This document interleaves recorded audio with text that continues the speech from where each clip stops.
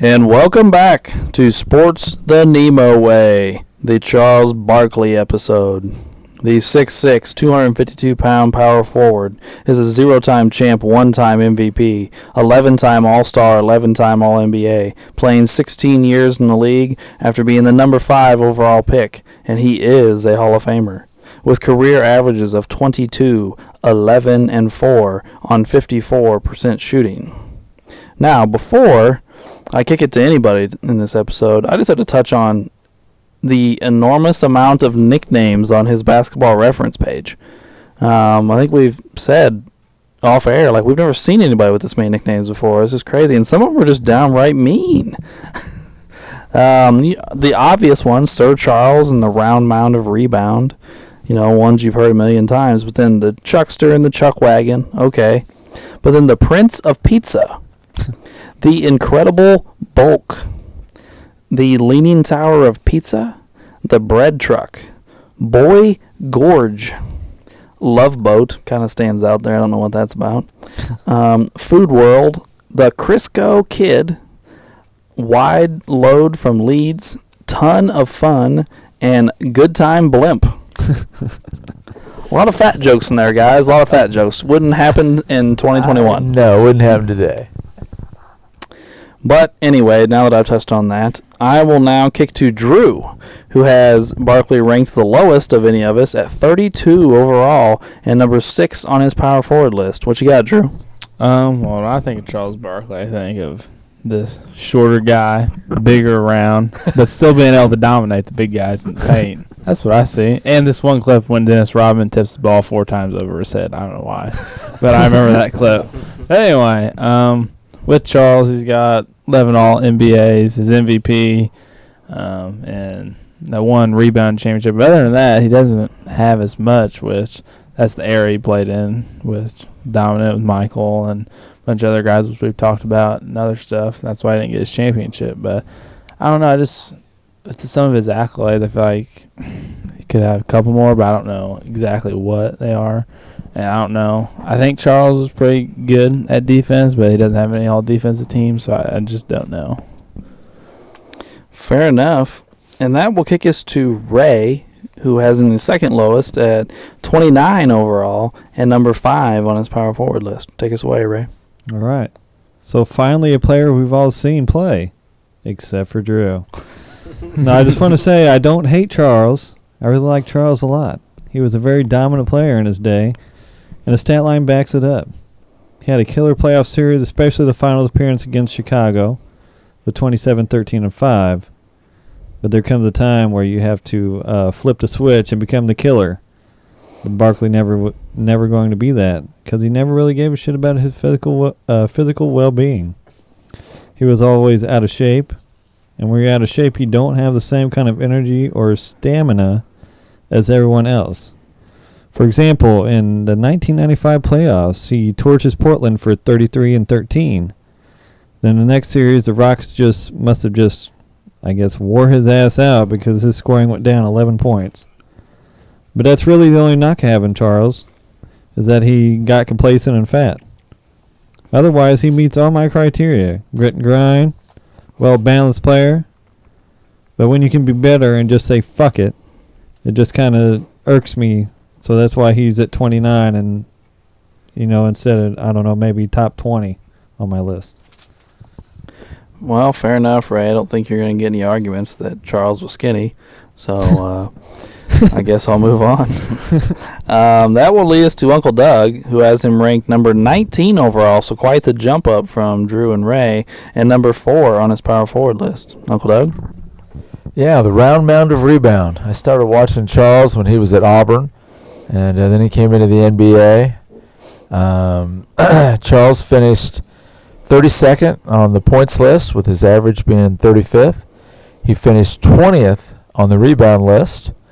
And then I was kind of impressed. I saw that he finished 107 on the assist list, 128 on the block, and Charles is actually 29th on the steal list.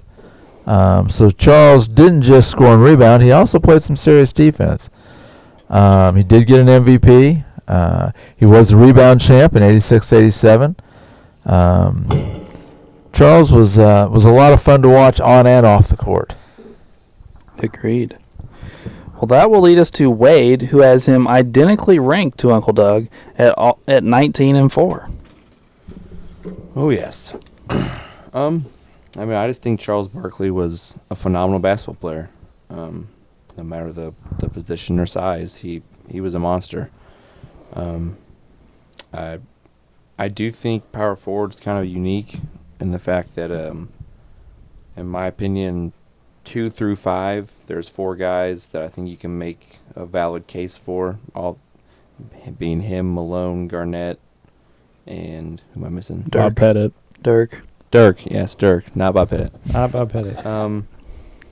And when they all have certain aspects of their games that was better than the others, they all have certain accolades that are better than the others, and he's in that category for me, which is one really rare that I think there's 4 guys that I think you can make a legit argument for to be the second greatest at a position ever. I don't think that happens at the other positions, but he was a freak of nature. He was phenomenal on offense. Not just his scoring, but with hustle plays and passing and getting to the basket and shooting the jump shot. Obviously he wasn't Dirk Nowitzki, but he had a solid jumper. He could, at only being probably 6'4", 6'5", he went through a lot of guys a lot bigger than him with just pure force and effort. He was kind of this hybrid athlete that was just a freak of nature, and in his prime was just as good as anybody in the NBA. And I think probably just as talented as any power forward ever. I mean, he obviously doesn't quite have the success of someone like Tim Duncan, but I don't think Duncan is light years ahead of Charles Barkley. But okay. Barkley didn't get the championship because of Jordan, and he's overshadowed by Jordan, and yeah, he didn't get the chip, so that's what holds him back in a lot of people's eyes. Yeah. That it, Wade? Yeah. Alrighty. Well, then obviously that leads us to me, who has him ranked the highest on the overall list at number 16 overall. But I have him at number 5 on my power forward list, 1 spot behind Wade and Uncle Doug, the same as Ray, and 1 spot ahead of Drew. Now, I think before Wade gave his speech there, he touched on how Barkley didn't win, but he didn't feel like he ever lost to lesser teams. That he was beaten by teams better than him and more over talented teams than his teams, and I would tend to agree with Wade on that. Early in his career, he was losing to the Larry Bird led Celtics teams that, he for a couple years there when the beginning of Chuck's career, he had Dr. J, but Dr. J wasn't Doc anymore. His rookie season, Doc was 34, and he had Moses there for a year, a little bit older Moses, but then the 76ers traded him for a hubcap and a bag of balls, I think. Oh, my God. No, they traded him for like 2 goofy white guys and Clifford Robinson. That's literally what happened. Wow. That's a damn shame. Yeah, Charles holds a grudge about that too, because not only was Moses his mentor, and I guess his rookie season, Moses, I can't remember the exact wordage, but Moses came up to Charles and said, you're never going to be good in this league being a fat slob, right? And Charles said that's the only player that could have came up to him and said that. Otherwise, he'd have fought whoever said it to him. Oh, damn. But he had so much reverence for Moses, he took it to heart. The funny part is Moses was fat. Moses Malone was a fat ass. I mean, late in his career, yeah, he was. But anyway, I don't think Charles ever was like the title favorite and then went out and lost. You know what I mean? I think it's one of those things of, he lost to the Celtics and the Lakers and the Pistons and the Bulls in the final. Yeah, the Bulls, with MJ. He wasn't, and he didn't play with superstars outside of, like I said, his first couple years in the league. He had Malone and Doc, but who weren't Yeah. superstars anymore. The best player ever played was probably Kevin Johnson. Yeah, I was coming to that. Kevin Johnson's the best player I ever played with, who I wouldn't describe as a superstar, but he was a very good player. So actually, what was it, the Stockton episode or whatever? We kind of were. Isaiah. Oh, Isaiah's episode. Yeah. That had Kevin for a we were kind 4 or of 5 year surprised. stretch there Yeah. was legit. Yeah. You can throw in that. I mean, he did play technically with Olajuwon and Pippen, but they were all old Yes. at the end. Yes. They were all out of their primes. Agreed. Yeah, including Chuck And Chuck Drexler. And Drexler. Yeah. But my Charles stuff is this. Only 7 power forwards have ever won an MVP award, and Charles is one of them. Of the top 50 scorers in NBA history, Charles has the highest field goal percentage of any non-center. And if you add the centers back in, Charles drops all the way down the list to 3rd place behind Shaq and Kareem. So I guess we can say he's one of the most efficient scorers ever. And if he wouldn't have shot too many threes during a few years of his career, his field goal percentage probably would have been higher. But I would just say overall, Charles was a great player, regardless of position. And I have the utmost respect for Charles as a basketball player. So that's my opening statement on Charles Barkley, guys. Hell yeah. Anybody else got any interesting Barkley tidbits?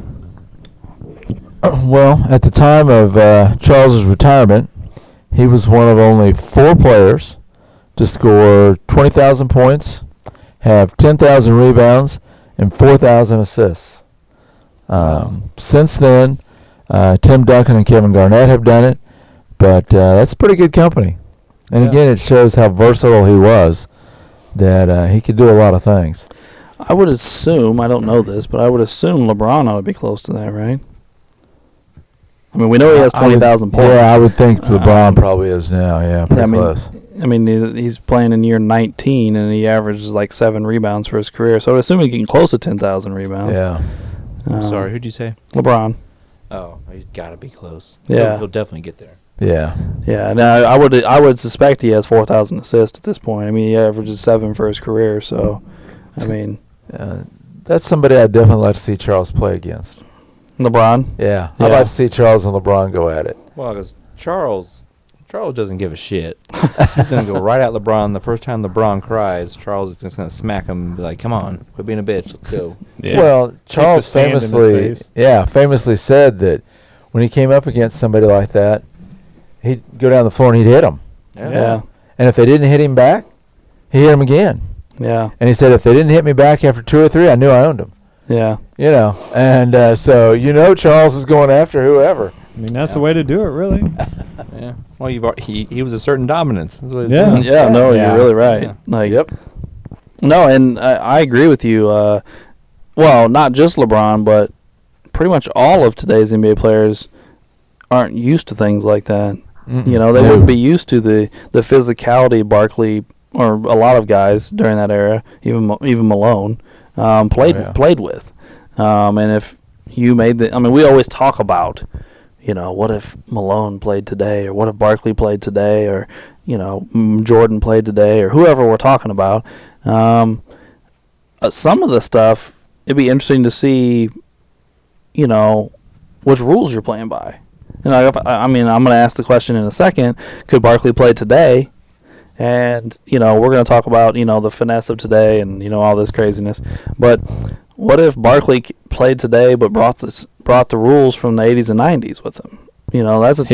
That's a completely different conversation. He'd just bully people. Some of today's guys better look out. Yeah. They wouldn't be playing. Well, a lot of teams would have to go back to playing traditional 7-foot centers, 6'10", big bruisers at power forward. You couldn't get away with the smaller guys. Yeah. With the rule changes going back. Or guys would, shift down a position. You wouldn't be able to play, Kevin Durant at power forward anymore probably because he'd take too much abuse. You'd probably drop him back down to small forward where he played a majority of his career.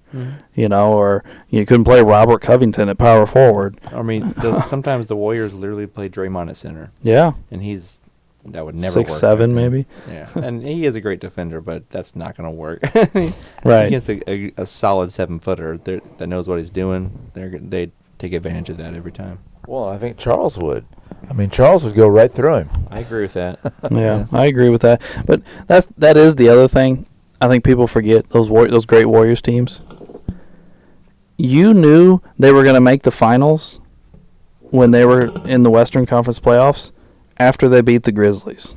The Grizzlies were the team that gave them so much trouble in the playoffs. They're physical. They were not only physical, but they played two big men. And Gasol and Randolph could both score. That's the big problem with today's NBA. You have big men, but they don't score. If you can throw the ball on the block and take advantage, like Draymond Green cannot guard prime Marc Gasol. There's 100 pounds difference in them. Yeah, they had to play like Andrew Bogut and stuff. Right, and then they're like, okay, now we're going to feed the ball to Zebo. Like they were going to take advantage of that small post player. I'm not knocking Draymond for this. Draymond is a good defender, but he is small.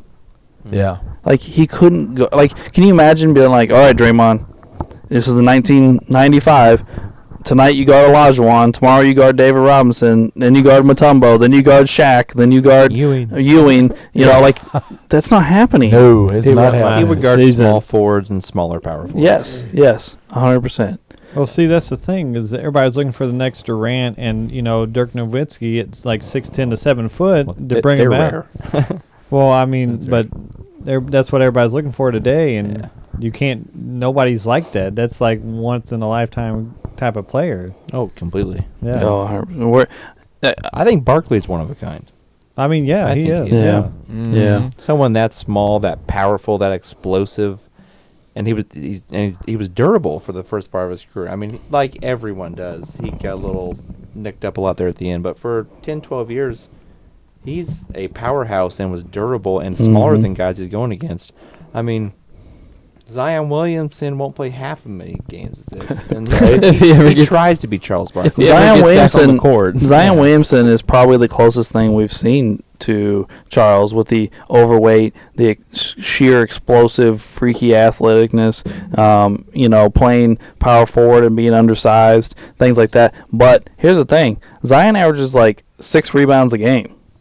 Come on, Zion's only played like 70 games in 3 years. Yeah, no, you're 100% right. Oh, I'm not the saying same problem. He's worse than Kawhi.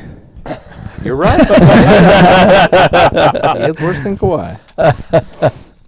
He's also not as good. I'll give you that one too. All right. Kawhi's better than Zion. We're on the same page. But here's the thing, though, and this is not an anti-Kawhi thing. This is, but no, seriously, I don't dislike Kawhi. I just like to give Wade a hard time. Kawhi is better than Zion Williamson. He is, but Zion Williamson is more talented than Kawhi Leonard. I don't have a problem saying that. He has the He's so naturally athletic. He's more athletic than 99% of the NBA. That's just. It might be 100% of the NBA. That's just the truth. Yeah. I mean, I have no problem with that. He's so freaky athletic for how big he is, to be able to do some of the stuff he Yeah, does. but that's a part of what made Charles amazing. He was a durable player in an era where you got hit every time. You can't touch Zion, and he can't play 40 games. His coach and GM came out and complained about the referees and to the league for not suspending a player when he got his finger broke when a guy tried to steal the ball from him. That's what we're at in the NBA. When your GM comes out on national television and complains that they're not protecting your player enough because his finger got broke. Well, Oh my gosh. I think the biggest problem with Zion, outside of all the injuries, every time he's not playing, he blows up like a fucking balloon. And Yes. he's fat as hell. Yeah. He's Have you fat seen as that hell commercial? Right now, he's fat as hell. They're saying he's not just a little bit. He's well over 300 pounds right now. There's a picture Whoa. of him going all over the internet, and it's a giant meme. I don't even have social media, and it made on my phone. That's how bad it is. And I It's just on wanna- my Google feed. I just want to let all the listeners know that we're not trying to fat shame anybody on this show. We're just letting you know that there's a certain standard that you have to have on a professional basketball team to not have a certain overweight issue It's your to play job. this game. That's part of your job to keep your weight down. Hey, we're not most- trying to fat we shame talked about anybody. another being episode shape. like Sean Kemp got Big. No, And this won't be the last overweight. No. conversation. Right, Shaq's yeah. coming up. Yeah, I was like, Shaq got exactly. So I mean, Yes, this is not the first 100%. or the last. Moses. Yeah, Moses. Yeah. There's going to be other guys that have If these we sit here and conversations. think about it, But we can. Barkley came in as a rookie, fat. Oh yeah. Yeah. So that's the difference. Shaq got fat 8 years into his career. Moses got fat 12 years into his career. Getting older, age, carrying less, whatever you want to call it. Kemp's a whole different ballgame. That's insane. Yeah. That's marijuana. There's just a lot that's of a lot of stuff stuff. there. That's a lot of stuff. We covered that in the Kemp episode. But yeah, Zion. Yeah, I'm not trying to fat shame anybody. I mean, half the people I know are fat. But but yeah, and let's be honest, Wade and I are doomed to be fat at some point. So I mean, it's Never.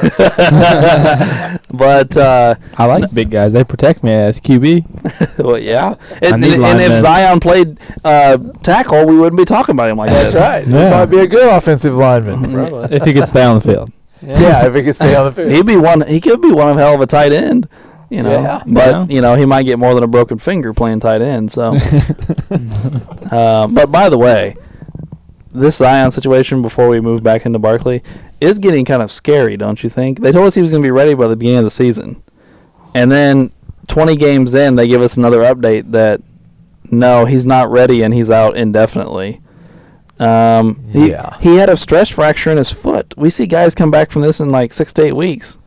Well, you also see guys like Sam Bowie. Oh yeah. Never came back. The big center from Ohio State, Odin. Greg Oden. Mm-hmm.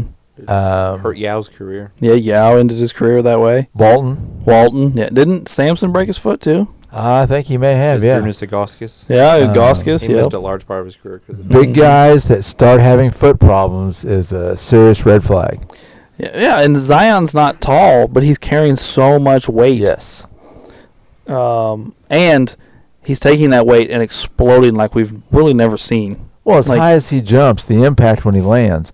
Well, if you saw the Duke North Carolina game where he blew out the shoe, Yes. Yeah, he really I loves mean, that you know how side. much force he's putting when you blow a shoe apart. Yeah. that is crazy. Yeah, it's nuts. Or when he blocked the three-pointer and he was standing in the paint when the kid got the ball. Like the amount of quick twitch and explosion that has to be going on to get to that ball.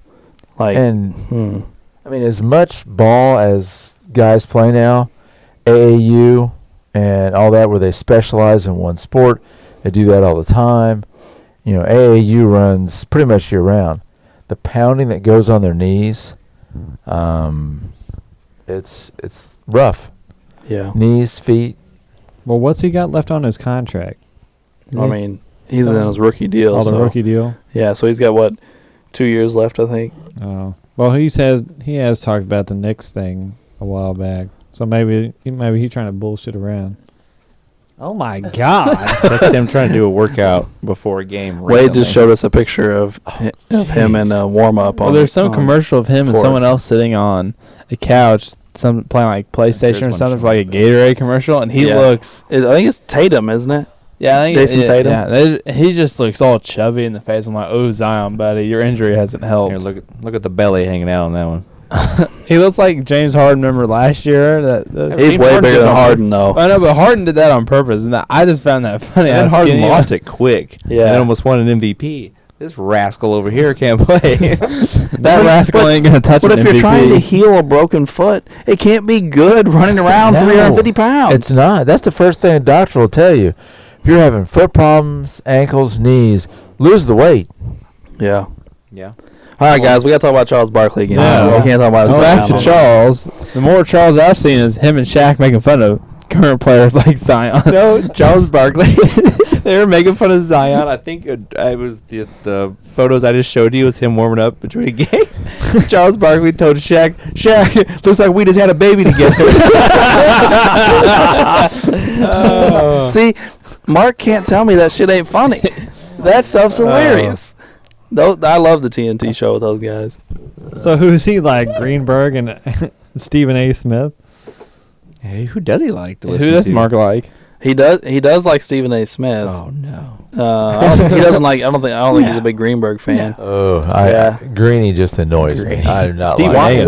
Why is he like the number one talent at ESPN now? Well, since he's become number one, ESPN's ratings have gone on the toilet. Yeah. I mean, See, that's weird because I like Get Up. I watch Get Up every day. I don't mind That's it not if he's bad. not on. Yeah. I just don't like Greeny. Okay. No, He's Greeny's just annoying. The only reason I listened to Mike and Mike was Golick. Right. Oh, yeah, I like Gold. Greeny ignored me. And annoyed Senior's me. way better than Junior. Yes. But here's the other thing. Greeny now runs ESPN's halftime show. Yeah. Pregame and halftime show for NBA games, and it's awful. Yeah, it is. I mean, the first night, it was terrible. It's like him, Stephen A., Jalen Rose, Yeah. and Brian Windhorst. Well, the problem is that show has been fluctuating for years. Yeah. They can't keep when they do get like really good people that people like. They never stay because they're trying to change stuff, and the talented people are like, I don't want to deal with this nonsense.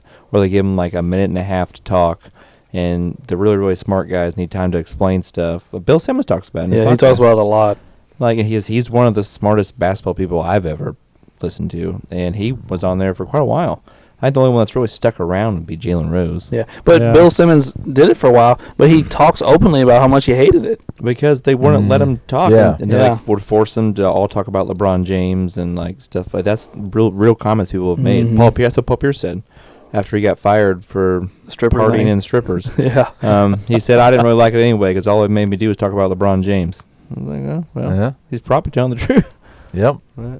By the way, speaking of LeBron, will he stop whining about the coronavirus stuff? Like, you tested positive for coronavirus and you missed a couple games, and they let you come back because you tested negative a couple times. Last year that wasn't even the case. Durant tested negative like a dozen times, and they're like, nope, still got to sit out 10 days or whatever. Like, LeBron's been mad since he got suspended.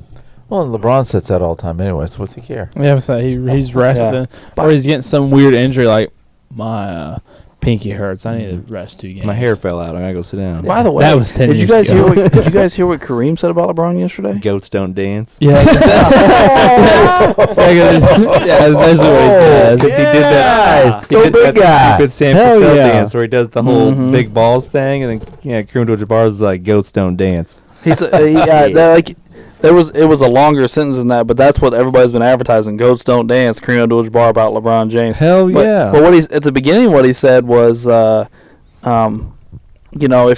you're great, I don't understand why you have to dance and show the other team up. They already know how good you are. Goats don't dance, and you're like, oh. Well, here's another one. I don't know why you got to copy the other goat and make a Space Jam too. Oh, then did you see the other night he tried to shoot a free throw with his eyes closed? He missed it so and he bad. almost he was like a centimeter from airballing it. Yeah. Ooh. Yeah, he tried to do the Mike no look free throw. But Well, no, I think that's the thing. Kobe's done it before too. Kobe did it. They caught that on video. But here's the thing. If you can't complain to us about being compared to Mike all the time and then do everything Mike did. Right, yeah. He even wears his goddamn number. Yeah. Yeah. There's Yeah. a million other numbers, buddy. Pick one. Don't pick 23. Like, come Right. on. Well, he's back to 6 now. Is he back to 6 Yeah. now? Yeah. Yeah, I think he did change his number again. He's just He's not still won 23 for, what, over half his career? Yeah, I mean, he wore it. Or He half wore it of for however long he was in Cleveland the first time, and then he did switch to 6 in Miami. And then back to 23. Back to 23 in Cleveland, And now he's switched back. but I think he was a 23 his first year in Los LA, Angeles. Yeah. and then he switched Then he again. switched. And and 6 is what, Russell? Yes. Right, yeah. That's Bill Russell's number. Yeah. Sixes? Yeah. Oh shit. He ain't won more than Michael. Why are they trying to move on to Russell? Exactly. Right. Well, I mean, at this point, it's impossible for him to catch Russell. Like, no No. one's ever going to Yeah. catch Russell. No, I agree. But I mean, like, you're at 4. You need 7 more. We're not even sure you can play 7 more years. More or less, win 7 Right. more championships. So And I got to agree with Stephen A. on this one. LeBron's not winning another title in his lifetime. he Ever. I'm not gonna say never because Never. the way the superstars force their way out and so on these super teams so quickly. I'm not gonna say never, But I don't think the Lakers can win as currently constituted. No, they got to make some changes. Yeah, I kind of some agree with Alex. I'm not going to say he never win one, but his window is closing. I will say that. Rapidly. Fast. He's got a short window if he's going to do it. But we might also say this, though. If he does win another one, it may not be as the best player. That's true. That's true. Yeah. Yeah. Because, what if, I'm not saying it's going to happen, but what if Steph forced his way out and ended up in L.A.? They could win a title together, but it might be Steph as the best player because LeBron's not even the same guy he was 2 years ago. Mm-mm. And even when LeBron turns it on now, we saw it in that Phoenix series last year. He would turn it on for short spurts, but he couldn't turn it on for even a quarter. And, completely dominate a game. Like, he just couldn't do it. Well, I said after he won the Lakers title, I mean, he was still a great, phenomenal player at that point. I mean, he's still one of the best players in the NBA, whether if you like him or not. But he won the title because he got to play the regular season, take 2 months off, and then do the playoffs because of COVID. Yeah. So he got to completely rest his old-ass body and then go in and do the playoffs. I don't think he would have won because he was starting to struggle at the end of the regular season. And in the playoffs and finals in the years before that, he got tired trying to carry his team playing with the high usage rate that he plays with. And let's be honest. I mean, I still think LeBron was the best player on the team, but he needed Anthony Davis badly. Anthony Davis led the team in points, rebounds, and he was their best defender. Yep. So that's why he's on our list, baby. Yep. All right.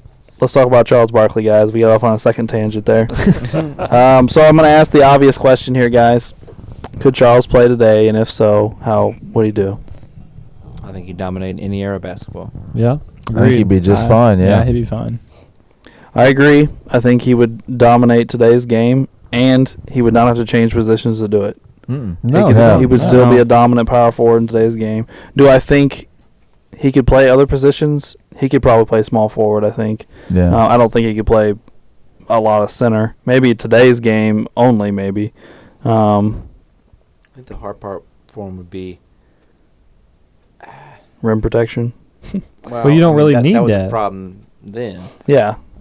Like Charles was never like, from my understanding, I mean, I've watched obviously him play basketball, but I wasn't like, I would say I wasn't even alive for half his career, but I've seen lots of documentaries and clips and heard lots of people talk about him and stuff, and even like Bill Simmons talks about him a lot, actually quite a bit in his podcast, which I listen to regularly. He wasn't like a god awful defender. He would try, but he got abused because of the height difference a lot, or I mean that was probably the main one, and he just wasn't naturally a great defender, but he tried hard. And like I think Uncle Doug pointed out, he got a lot of steals. He was a decent shot blocker. He just wasn't a great defender. Well, I read the Charles Barkley chapter from Bill Simmons' book before the episode, and he talked about most of his problem on defense was guys would just turn around and shoot over top of him. Yeah. Like it wasn't that Barkley wasn't there. It was just, well, I'm 4 or 5 inches taller than you. I'm just going to turn around and shoot this, and you're not going to affect it. He talks about how most of his blocks came like weak side or on the break, not actually like blocking the guy he was guarding. I can see that. Like a chase down, or like where he could gather and jump to block weak side. Not actually blocking the shot of the guy he was guarding, which is harder. Let's be honest. It's harder to do than come weak side. I mean, we see that with a lot of guys in a lot of different positions. I mean, that's what hurt Steph Curry. People can manhandle him. Yeah. That's what hurt Allen Iverson. They just shot right over top of him. Yep. I mean, it happens everywhere. Well, see, I was going to say he'd probably be better today because he's playing with a shorter group of people. Because depending on what position he's at, but I think could he keep up with a really athletic 3? I think so. Yeah. He's pretty athletic, man. No, I'm talking about. I mean, he could jump and he's powerful. But there's different kinds of athleticism. You get a really don't really put him on fast, Steph. Just don't put him on Steph. No, I'm talking about like explosive 3 guards. Like there's some very, very athletic and quick, fast 3 guards. I don't think a natural power forward, could keep up with him. I think he'd be a tweener on defense. He might be, but let's be honest. in today's NBA, how much defense is really being played? I mean, that's true, too. I will say this year it's better. It is. No, This I year was is the fun to rule watch. change. I'm loving it.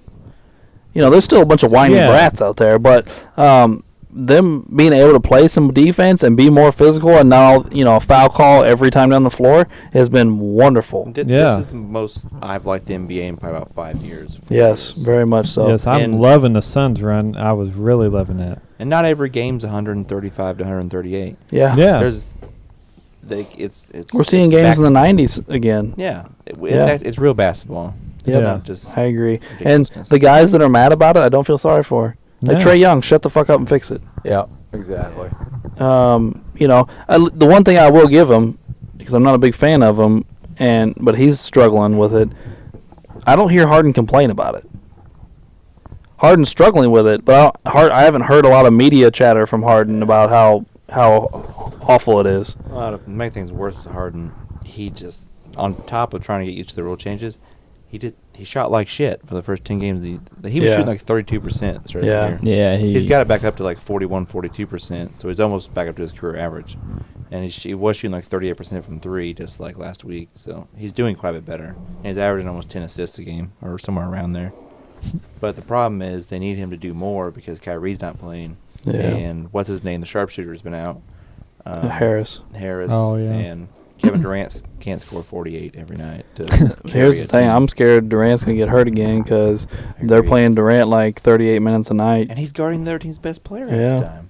And he's like 34 years old now, coming off a torn Achilles. And he's having the best year in the NBA. Nobody is having nearly as good a year as Kevin Durant. Now, the Warriors are winning more, and Steph's playing well, so Steph may win the MVP. But if we're just comparing statistically the seasons they're having, Durant's blowing Curry out the water. He's pretty unreal. Giannis is having another giant year. Yes, he is. Yeah. Giannis is. Yeah. I think Giannis at this point in his career, because he's so much younger than the other guys, like LeBron and Durant and Curry and these guys. Look, Giannis, whether he wins it or not, is going to be in the MVP conversation every year for a while. Like Yeah. he's entering the prime of his career. For probably the next 5-6 years, he'll be a top 3 MVP guy every year, unless he gets hurt. He kind of, not the way they play or anything, just how they just put up these crazy, insane stats. They're probably going to do it for a long ass time. He's like this version's Karl Malone. Every time you look at the league leaders, he's going to be near the top. Mm-hmm. Points, rebounds, just all that. He's just going to be a machine for a long Yep. time. I agree. All right, our third tangent away from Charles Barkley. We're all over the map tonight. 100%. But I think it's good talk. Good talk. Yeah. Oh, yeah. All right. Is it time for Alex's litigation corner? It is Alex's Okay. litigation corner, Oh, guys. yeah. gosh. All right, so I will talk to Ray. All right, I got 3 of them for you tonight, Ray. Why do you have Steve Nash ranked ahead of Charles Barkley? I think the extra MVP. I think that's probably about it. Okay. Oh, yeah, that's all right. So you're still entrenched there? You think? I'm like in the beginning of this podcast, I was like, "Fuck everybody's MVP and titles," but when you get down to the nitty gritty with that, it starts to come down to the MVPs and the titles. So I think Nash with the extra MVP, I think that kind of beats him out. I mean, Charles got him on defense a little bit, but I mean, come down to it, they're pretty neck and neck. Scoring wise, assist wise, rebounds is more Charles, but the MVP kind of goes in Nash's favor, but they're kind of neck and neck player wise.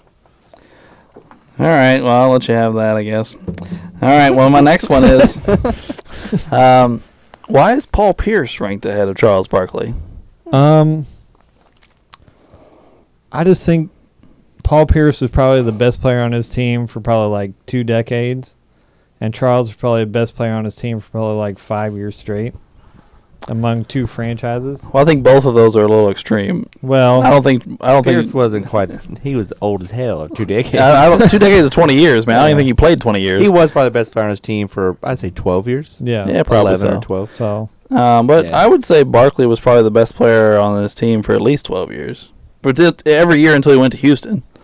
I mean that's maybe possible, but I mean I don't know. Paul Pierce maybe owned the Celtics more than, Charles Barkley did the Philadelphia and the Suns. Well, if you're making the case that Paul Pierce is more important to the Celtics than Barkley is to any of his franchises, I will agree with you. Okay. Because we'll go with that, then. I think we touched on it before, or maybe that was when we lost our episode. Barkley doesn't have a true home, I don't think, as far as like franchise-wise. Right. So yes, but I will say this to you, Ray. I have them pulled up next to each other. Barkley outscores them, out-rebounds them, out-assists them, out-steals them, and out-blocks them, while he shoots 10% higher from the floor. Now, Pierce is 10% better from three-point land. And he has an MVP. Barkley's pretty badass, man. I mean, yeah, I give it to Charles Barkley any time of the day, but come down to him and Paul Pierce. I think Paul Pierce is more important to the Celtics franchise than Barkley has ever been to any other one. All right. Well, So disappointed there, Alex. All right. hey, I like Paul Pierce. Paul Pierce made my list as well. I just don't have him ranked higher than Charles Barkley. I love Barkley. I don't have any hate in my heart for Barkley, but there's certain parts that, just irk me, and Paul Pierce is probably just a more important player than Barkley was with two franchises. All right, well, my last one for you, Ray. Why do you have George Gervin ranked ahead of Charles Barkley? Probably more explosive, better scorer, better highlight reel. Barkley's, he's there in clutch moments, but I don't know. I think I like George Gervin a little bit better. Well, to talk about some of what you said, George Gervin does average 3 more points a game than Charles Barkley for his career. While obviously Barkley, destroys him in rebounds. Barkley averages more assists and steals. But Barkley shoots 4% better from the field than Gervin. Gervin's very efficient, but Barkley's uber efficient. And they both really sucked from the 3-point line in the 20s there. So, yeah. Personally, just from looking at this, I would say Barkley just brought more to the game. I mean, that's true. But I gotta tip my little nod to the ABA guys because they were out there grinding, trying to keep something together. So I gotta throw a little extra +1 to George Gervin. All right. Well, I'm done with you, Ray. Sweet. Uh-oh. Drew's turn. Uh-oh. Drew, I found this interesting because once I looked at it, I was like, that's interesting.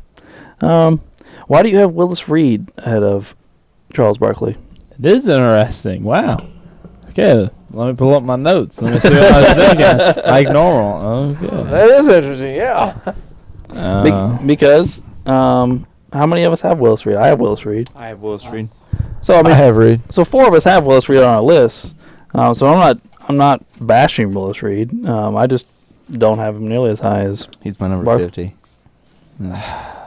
He's in the late 40s for me. I don't remember where exactly. He was beast though. I'll give you that. I think with Willis Reed, he had 2 titles. He does have 2 Finals MVPs, Rookie of the Year, an MVP. He has 1 more rebound a game than Charles. He does score 4 less points, but I think Willis had a little bit better team, so he didn't have to score quite as much as Charles. And then the assists, Willis isn't going to do much at center, so I think that's why, because he has more accolades, I think, than Charles. I think that's why I put him, especially 2 titles and 2 Finals MVPs, and he matches him with the MVP. So I think that's why. Well, I will say it's a solid argument because when I looked at it when I was writing this down, I was like, 2 titles, same amount of MVPs. Like, I get it. I didn't do it, but I get it. And my last one for you, Drew. Why do you have Allen Iverson ahead of Charles Barkley? Well, it's not because of win shares, I'll tell you that. I got you, Wade. Wise. Let me find AI real quick for us. Better not say points again. It's points. It's definitely points. Well, neither one of them have a title. They both have 1 MVP. Barkley's way more efficient than... by about 12%. Yeah. Yeah. AI has 4 scoring championships. He does. Rookie of the Year, so... I'm saying it's probably definitely scoring in the 4 scoring champs. 4. So we're looking at there's 4 points a game difference. Yeah. To, 7 rebounds? 8 rebounds. Oh, 8 rebounds. There's a 2 assist difference, really. Mhm. Iverson averaged 2 more assists, and 1 more steal. But like I said, 12% difference in the field goal for sure. And there's a few percent difference. Iverson shot better from the free throw line. So yeah, it's just kind of, I don't know. I guess I took Iverson over Charles there. Well, I know you and Uncle Doug and Ray really have a hankering for Smiley Iverson. You guys have him ranked pretty high. Yeah. Just 26 points per game really sticks out. I mean, I don't know. It does. And he got an MVP, so I don't know. All right. Well, now I'm going to move on to Uncle Doug. Yep. And I could have asked this to somebody else, but I thought it was more interesting to ask you, Uncle Doug. Okay. Why do you have Bob Pettit at Barkley? Oh. Okay. Yeah, I could have. It wasn't me. I know. All-Star games, LNBA are the same. Pettit, of course, Rookie of the Year. Pettit does have a title and 2 MVPs. Yes. So, and I know you guys don't like the old guys. But Yeah. stump for him a little bit. He at least beat Bill Russell. I already covered that. Yeah, I mean, honestly, if you look at Bob Pettit, his numbers are fantastic. Yeah. He has some really nice accolades. This is what I do, and I think Wade agrees with me. Like, I do hold his era against him. Yeah. Not that I'm like, oh, you can't be on my list, because obviously he's on my list, but he's just knocked down my list because of, the first 4 or 5 years of his career is the 50s, not even the 60s, it's the 50s. Yeah. So, Right. I think we all agreed he was a beast when he played. Yeah. And I think when we adjusted his stats during the episode, I think we said they were like Karl Malone's. Yeah, it was almost identical to Karl Malone. The pace thing didn't really hurt him that much So, compared to other guys. Yeah. It's not like his went totally down, which let's not turn this into. Well, the rebounds is where it really gets these guys when they pace adjust. I think if out of everyone, Russell's it'll hurt Russell the most. All right, so I'm done with Uncle Doug. So I just got 3 for Wade, and litigation will end. Oh, 3. Okay. Willard. Yeah. Why do you have Scottie Pippen ahead of Charles Barkley? Oh, I think prime Scottie Pippen is a better all-around basketball player than Charles Barkley, and he achieved more in the NBA. Well, he did win more, that's for sure. And there's no doubt Scottie's a better defender than Barkley. Well, he's one of the greatest defenders ever. Well, that was Charles Barkley's weakness. Mm-hmm. And Pippen, also we know Pippen, one of the greatest at getting steals. He was also elite at getting blocks to his position. Prime Scottie Pippen would also give you 20, maybe 22 points, 6-8 assists, 6-8 rebounds. He was a phenomenal all-around player. And Barkley was a beast. So I think I have them one spot apart. You do, yeah, one spot. I don't think the difference is big. So I think they both have a similar effect on the game, and Pippen won more. So I went with 6 championships over 0. Well, I do agree with you, and the championships are hard to pass up. But I think I asked this in an episode where you were gone, Wade. Yeah. Where do you draw the line with championships?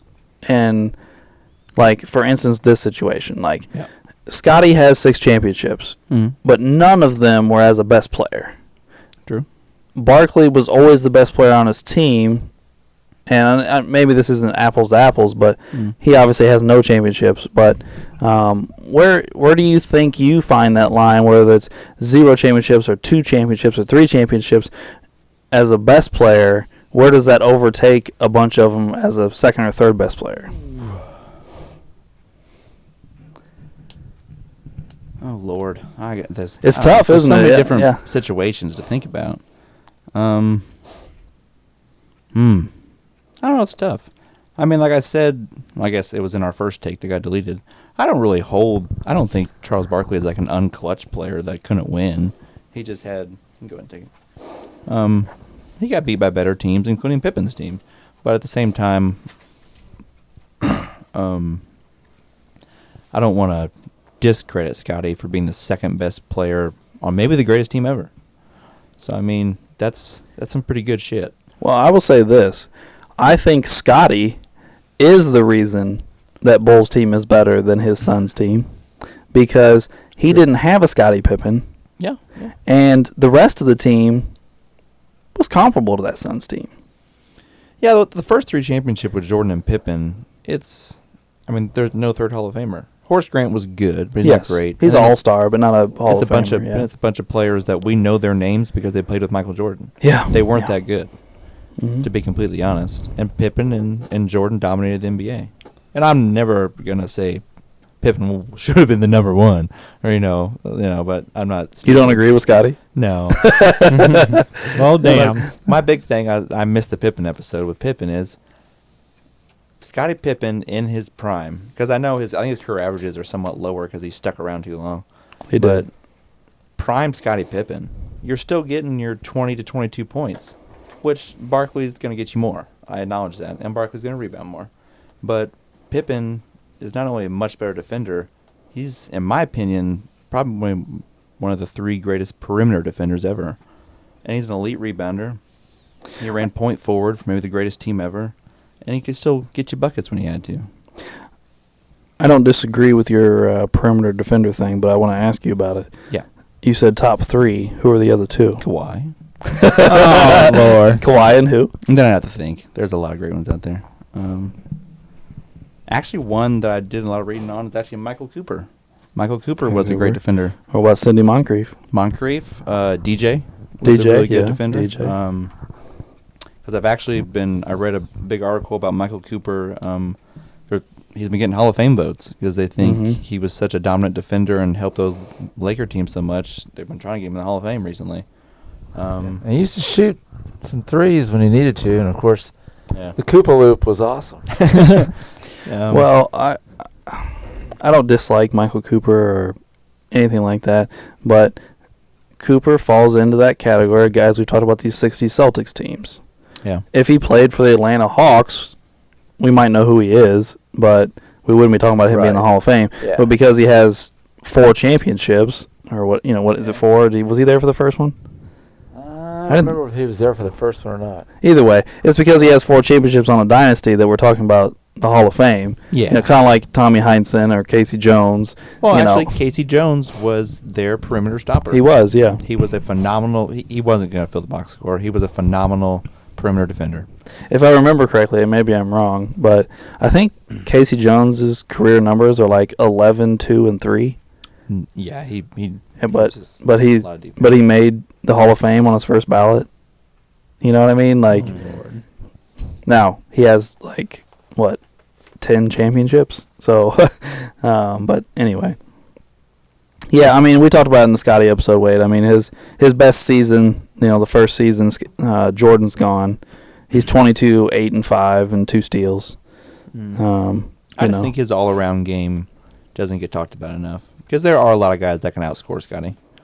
That I acknowledge that. Yeah, I don't think he was an overly gifted scorer. But he was a good scorer. Yeah, solid. But he was just, I think, in my opinion, one of the greatest all-around players ever. And he hit the lottery with teammates, and that led to a lot of team success. All right, Wade. Next one. Yeah. Why do you have Dirk at Barkley? Dirk? Yes, Dirk has the most impressive championship I've ever seen in my lifetime. I agree with you. He took down a super team as a lone superstar. And he brought things to the game that no other power forward's ever done before, as far as shooting the basketball, which I've talked about with Steph Curry and Reggie Miller and Ray Allen, how valuable that is to a team. Yeah. I also have Dirk at Barkley. Yeah. Does anybody else? I don't think so. I believe Dirk is my 3, I think, and Barkley's my 4. Never mind. I have Barkley ahead of Dirk. I have Dirk at 4 and Barkley at 5. I have Barkley at 4 and Dirk at 5 or 6. All right, my last one, Wade, and I think you see it coming. We're going to go the other direction. Why do you have Barkley ahead of Russell? Because he's fucking Clint Capella. Well, if Clint Capella wins the Lambian Championships, we'll probably talk about Clint Capella pretty impressively. Yeah, maybe if 2/3 of the league does quits playing, like they did back then with like 9 teams. I don't want to hear it. I'm just joking. No, I mean, I've gone on this rant before. I know he won. The team was really good. But I think if he transfers other eras, He's a good defensive power forward, maybe center. I think he would be a center today. I think he'd be a power forward in the 80s and 90s and stuff. He I'm not even saying this to try to be funny. He legit sucked on offense in the easiest era to score. And he was one of the biggest, most athletic guys out there, with the exception of a couple players, and he was terrible at it. I don't see him and when you take away all of the extra possessions and missed shots when people started learning how to properly play basketball, which again, it's just a fact. I'm not trying to be sarcastic. All the rebounds go away. So the rebounds go away. You still suck on offense. That's just, you're a good defender. Well, I think a lot of what you said was true. But, you mentioned his rebounds. When you do pace adjust, he still averages more rebounds a game than Barkley. Well, that's cool. So, I mean, okay. And today, let me think of a good example. Is there anybody in the NBA that's 6'9" that averages 15 boards a game? That's built like Russell? Capella's close. Capella, I think, averaged 14 last year. 14? Okay, so I was right the first time. Capella. What about Sabonis? I mean, I was asking if there are people that do it. I mean, Sabonis is pretty close. I don't know what his weight is, but... I mean, Dwight Howard's listed at 6'9". Well, I mean, do you think Dwight and Bill Russell are similar? I mean, they're not similar. I mean, they're both 6'9" similar. That's what I was getting at. I mean, Dwight's built differently than Bill Russell. Yeah. And everyone has a Bill Russell after Bill Russell. He's not a rare thing to have on your team. It's true. There's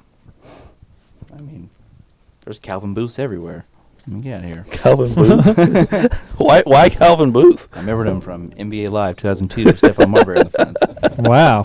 He played for the Seattle Supersonics. Yeah, I know who he is. I just that was a rare call out there to Calvin Booth.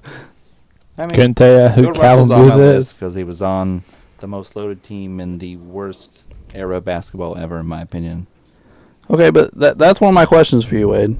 I don't think he's good at basketball past that point. That's what I'm telling you. No. That's one of my questions is I feel like you argue both sides of it. Which part? Well, you talk about how his teammates suck, but then you talk about how his team was better than everybody's. No, I said that era sucks. That basketball sucks.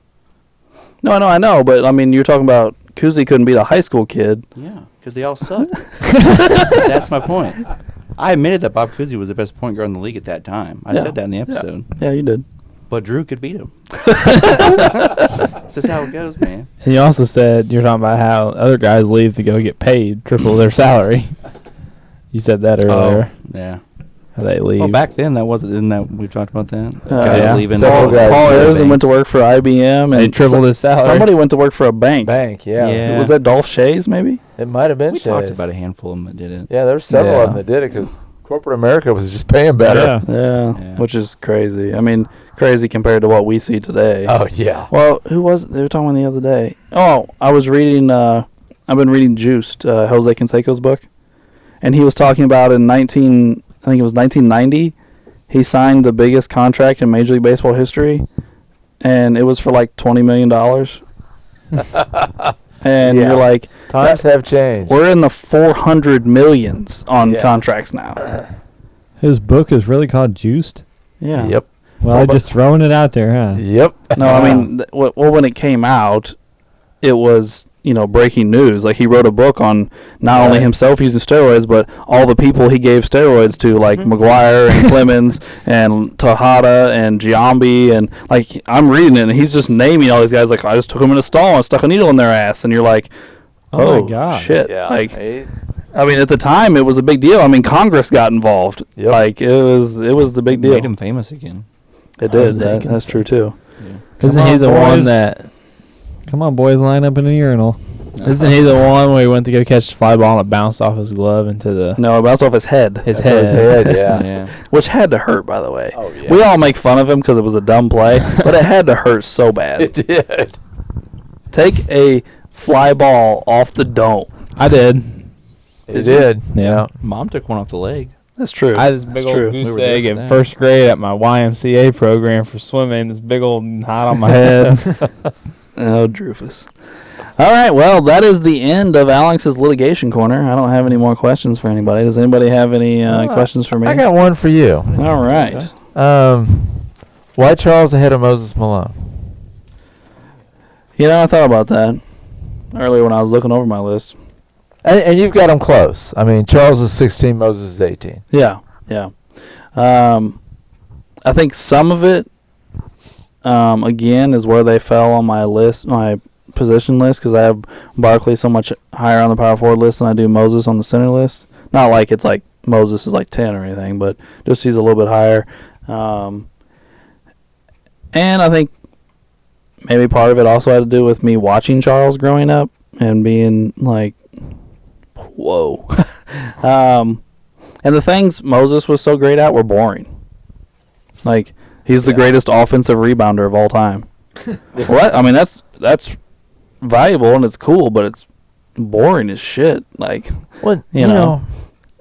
I mean, Moses had a pretty long career, he did. but you don't think about him having a long career.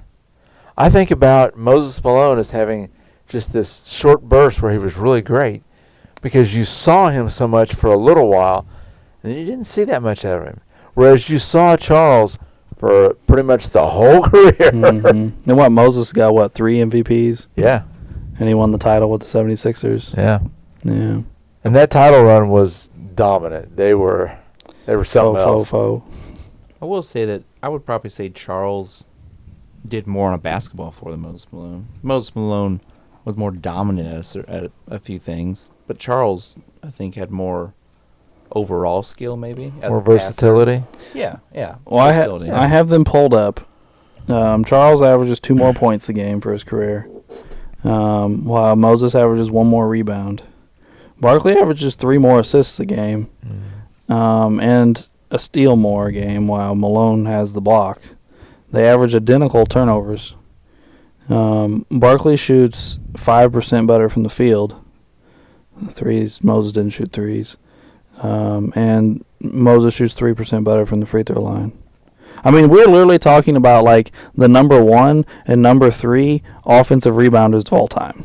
Yeah. So I mean, what Moses was the best at, Barkley was elite at as well. Right. Yeah. Because Barkley actually, I don't know if he still does, but for a while held the record for most offensive rebounds in a half at 13. Holy, 13 and 1/2? And he had 11 and a quarter. 11 offensive rebounds in a quarter. That's crazy. Who was he playing against, Drew and me? Like, what? I don't know, but he was dominating somebody. Time to go to Google. 11 offensive rebounds in 1 quarter. That's insane. Like, stuff like that is weird to me because, like, when guys do, like, crazy scoring things in a quarter or a half or a game or whatever, I'm like, he got hot. He was sizzling. You know, he was hitting things with guys in his face, things like that. You don't get hot and grab rebounds. Like I said earlier, rebounds is just outworking guys. So for the half, did you say? 13 and a half. Well, maybe Charles Barkley got hot and getting rebounds. You never know. Moses had 21 in a game. Let me find the half. Wow. I mean, Moses Malone is one of the greatest rebounders ever. I mean, I think yeah. most of us knew that. I mean, just flat out, all rebounding. He's one of the greatest. Well, he has 6 rebounding titles, Moses Malone does. That's what I'm saying. That's one of his calling cards. Moses he had 6 rebounding titles. He has a season where he averaged 17.5 rebounds. That was in 78-79. Yeah. That's a ton. He also played a ton of minutes. Oh, yeah. Like, he has, 4 seasons where he played over 40 minutes a game. Moses Malone, I mean. That's crazy. I mean, his rookie season, he averaged 18 and 14. And didn't he come straight out of high school? Yeah. I mean, can you imagine going to the NBA and averaging 18 and 14? Well, it was actually the ABA, but Oh, yeah. but yeah, You know, that's pretty impressive it for is. an 18-year-old. Oh, no, I agree. Hell, All right, brother. Alberta, I got one for you. Unless, does anyone else have one? I mean, I got one, but you can go first. Okay. What's up? All right, Alberta. Why Barkley in front of Durant?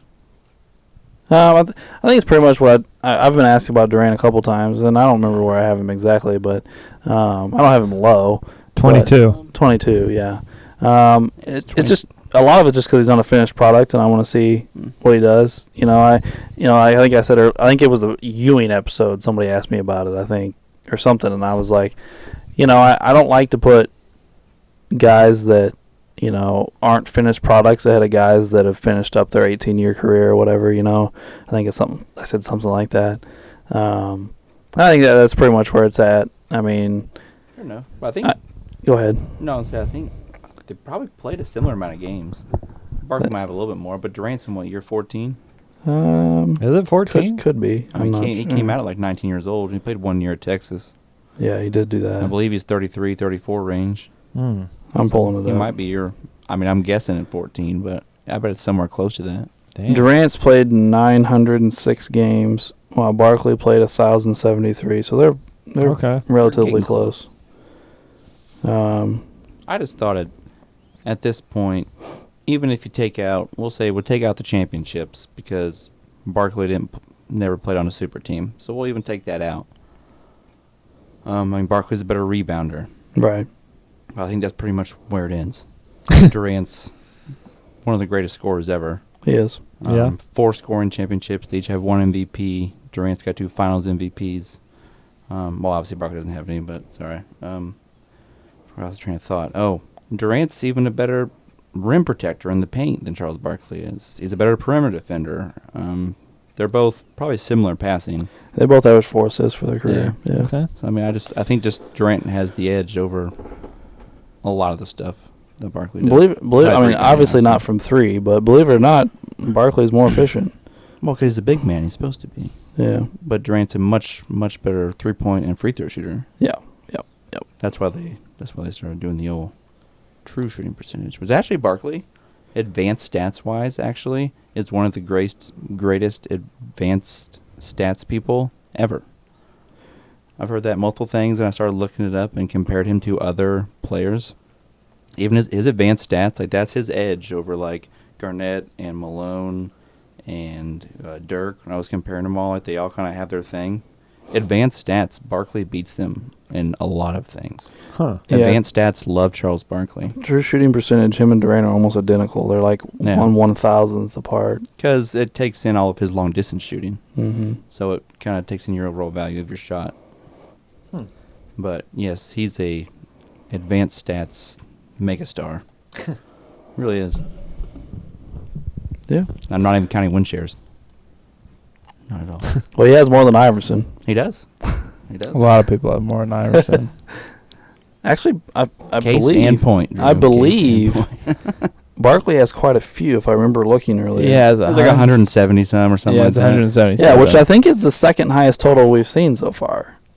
Second? You think so? Of the players we've done so far. Because Stockton has like 207. Yeah.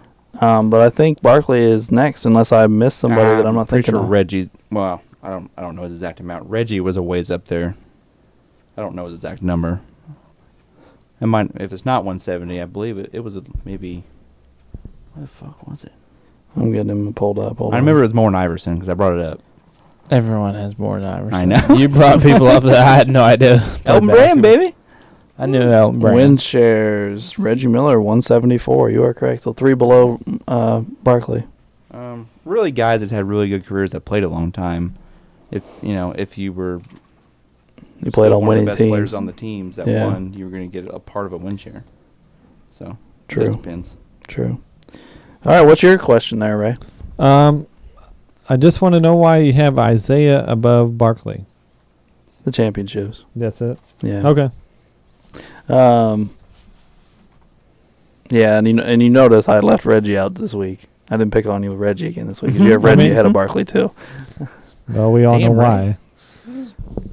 Yeah. So just totally the titles, skill set wise. Titles, they played very, very close. I mean, they overlapped for, 7 or 8 years. So they played very, very similar during the greatest era of basketball, I believe. They, played the same era. One obviously out-rebounded the other one out-assisted the other in landslide victories. Their scoring's close. Barkley does outscore him a little bit, but the title's pushed over the top for me. All right. And just to let everybody know, he's got Isaiah at 15 and Charles at 16. So I was trying to figure out the hair-splitting question there. So Yeah, one spot apart. Yeah, I knew they were close. I couldn't remember exactly. okay. Yeah. All right. Well, do we want to give our closing statements on old Charles Barkley and move on, or somebody got something else they want to do? I think we're good. Sounds good. All right. Drew, what you got closing statement-wise? Well, Charles is obviously a great player. I think it's just hard for me to identify Charles with someone because he bounced around so much. And I think if someone said, or if maybe it was in our first take, I think I associate him with the Suns because that's where he got his MVP, where he made his finals, and where he himself associates himself there. I think he likes Phoenix the best out of his 3 destinations he had through his career. Well, I'm not going to lie, Drew. When I think Barkley, I think the Suns. Even That's though he was there shorter than Philly, I think the Suns. Because he did win his MVP there. He made his finals appearance there. He had multiple 60-win seasons there. Like that's what comes to mind when I think Charles. And I mean, just personal. Yeah, stuff. that one video of him and Dennis Rodman fighting over a rebound when Dennis played for Detroit and Barkley played for Philadelphia. So I have a basketball card at home, and if I remember correctly, Wade has the same card, where it's a card of somebody else, but in the card, the guy is bag tagging Charles Barkley. Like the back of the guy's hand is in Barkley's groin, and Barkley has this horrible look on his face. That does sound familiar. Yeah. I'm going to look back through my basketball cards. Somebody was about to get clocked, too. Yeah. So anyway, Ray, that leads us to you, buddy. Just like I said before, I mean, I don't hate on Charles. I really love Charles. He's a phenomenal player. It's just when you know you're great and you just say fuck it, I just lose a little bit of respect for you, and that's why he's down on my list a little bit. But other than that, if he would have stepped up just, a tad bit, or even, maybe just hit Michael in the face a couple times, he'd be in the top 20, but he just said, just fuck it like too many times and just let it go and just said, I'm just cool with where I'm at and just let it slide. But that's why he's at where he's at. I love Charles, but dude, you should have stepped up when you could. You could have had at least one, maybe. Well, I'm seeing a pattern form here, Ray, where the last few weeks, these 90s guys that you supposedly love, now you're like, well, they should have beat Jordan. They should have beat Jordan. Well, I mean, for real, though, there's a couple times they should have just knocked him on his fucking ass and just took the title, and they just said, here you go, Jordan. Take it from me. Well, that was the whole Pistons thing. They knocked him on his ass, and they overcame it, so they knew how to beat that. Yeah. Because, I mean, the Knicks tried to do it again later. And the Pacers. Yeah, and the Pacers, yeah. Yeah. Why didn't the Pacers take it from him? Why didn't Reggie take a title from him? Well, I mean, here we go. you're opening Pandora's box. Don't fall into the trap, Ray. Just dismiss it and move on.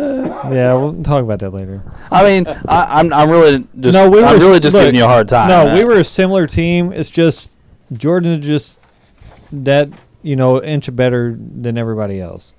I mean, we had the better team. Jordan's just the better player. So Probably not wrong in part of that.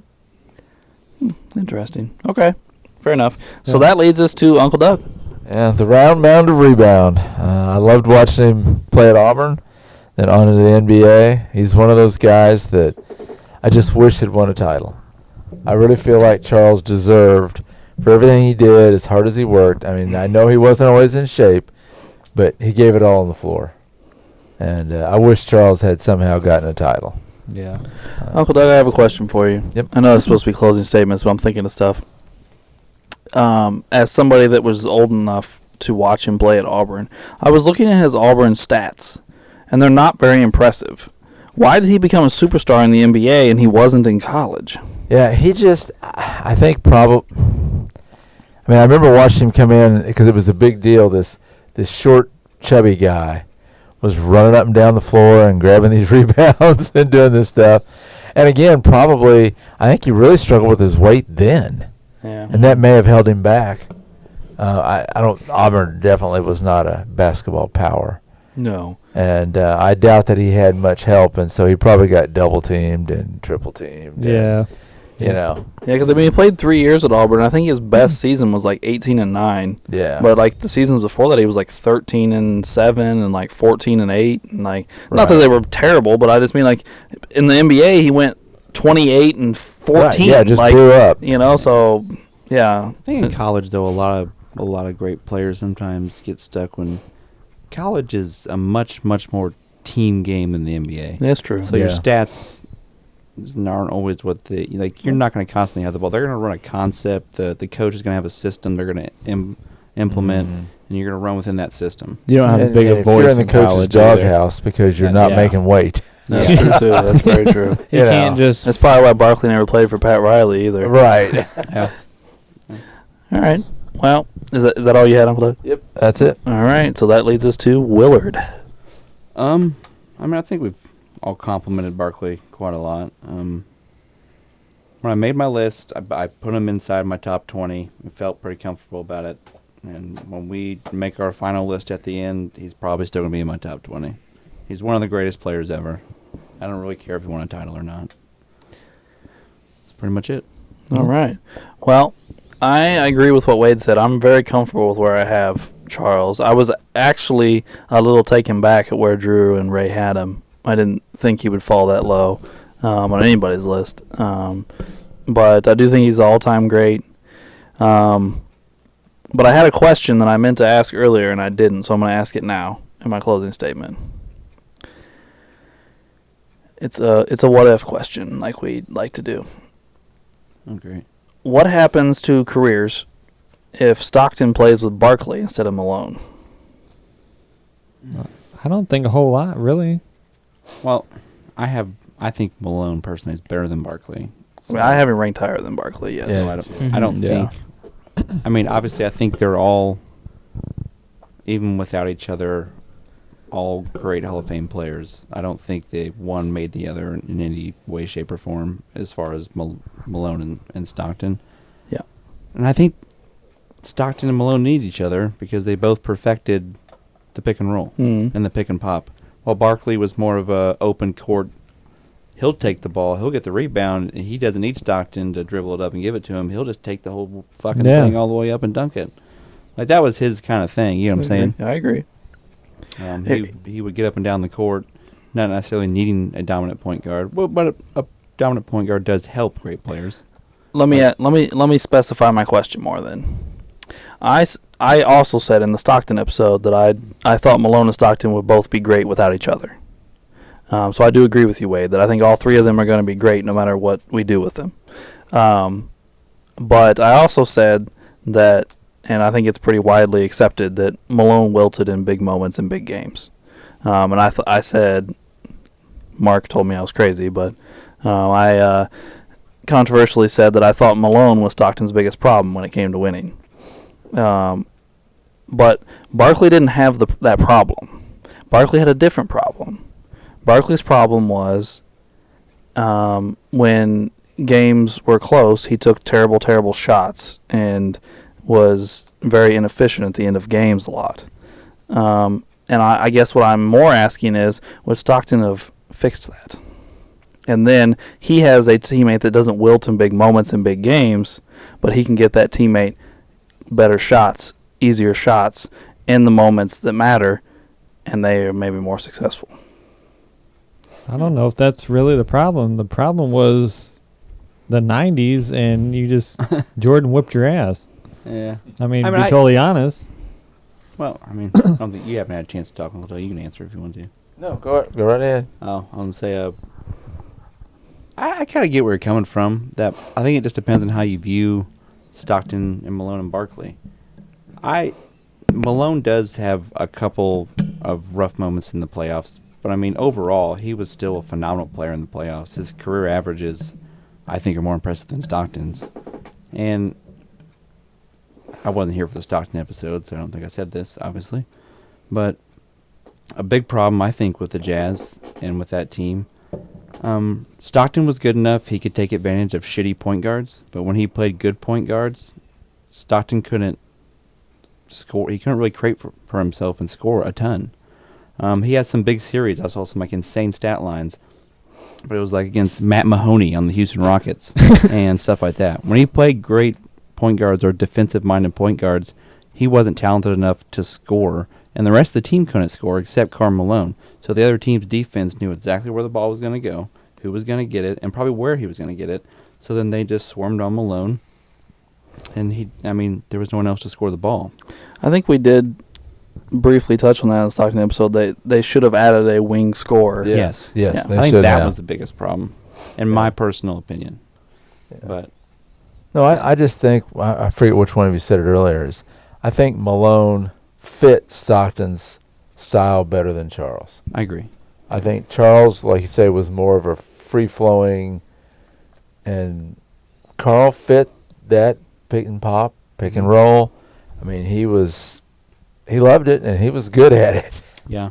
And when the Utah Jazz hit their apex, when they were making the finals back-to-back, he was already on the way down. He was. He, as in Charles Barkley. Yes. And let's be honest, how well would Charles have done in Salt Lake City? Not Awful, awful. Him and Jerry Sloan would have killed each other. Yeah, I'll say he and Sloan Yeah. in Jerry's- Salt Lake City. Jerry Sloan was a hard ass, wasn't he? Yes. Yes, he was. Yes. Very much. And him and Charles would have butted heads immediately. And Oh, yeah, 100%. that would have been ugly. Yeah. Charles in Salt Lake City would have been ugly. Yeah. Well, I think even today, the Jazz target specific people. They don't just go after every superstar that comes available and offer them money. Indiana's the same way. Indiana doesn't do that either. Well, let me marketing. just say something about Indiana. We're on a budget, and we're just trying to get what we can on a budget. Most small market teams. No, I mean, yeah, half the NBA is built that way. But I mean, they don't go out and get these big flamboyant attitudes, Right. Because they don't fit their small market Their mentality. fan base. Yeah, Yeah. fan base. That's why they like Sabonis. Yeah, Yep. that's why they like Sabonis. That's why they loved Reggie. That's why they liked Malone and Stockton. Stockton, after the game, went home and changed diapers, and you didn't see him again until he came Right. back to bust your Right. ass on Yeah. game day. Like that's where Stockton was. Malone lived up in a mountain, and He's you a country boy. Yeah, and you never Yeah. saw him. Like that. I mean, that's the type of mentality these teams look for. I mean, I know a lot of times we try and relate it to race, but 2 of the 3 superstars we just named are African American. Right. I mean, like, I just think it's a mentality thing. It's who you are as a person, and that's the type of thing they're looking for. The country bumpkin thing played well in Utah. Yeah. Yeah. It You did. know, like, or the soft-spoken family man worked well in Yeah. Utah.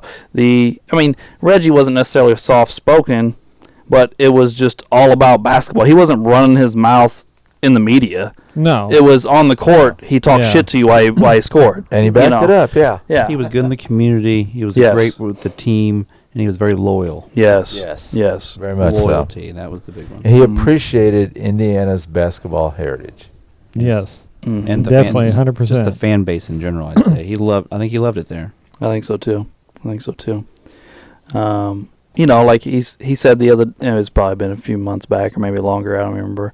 But I saw the interview where he was like, if Michael would have called me and asked me to come join with him, I would have told him to go fuck himself. Yeah. And, Indiana fans were like, oh yeah, fuck Mike, yeah, Reggie, that's our guy, and it was like Indiana fans ate that shit up, Oh, yeah, we did. You're fucking right. That's the mentality you want your Fuck best Michael player to Jordan. have. Oh, 100%. All my superstars leave, so I get it. I don't have that You one understand. superstar that was loyal to my franchise. I don't have that guy.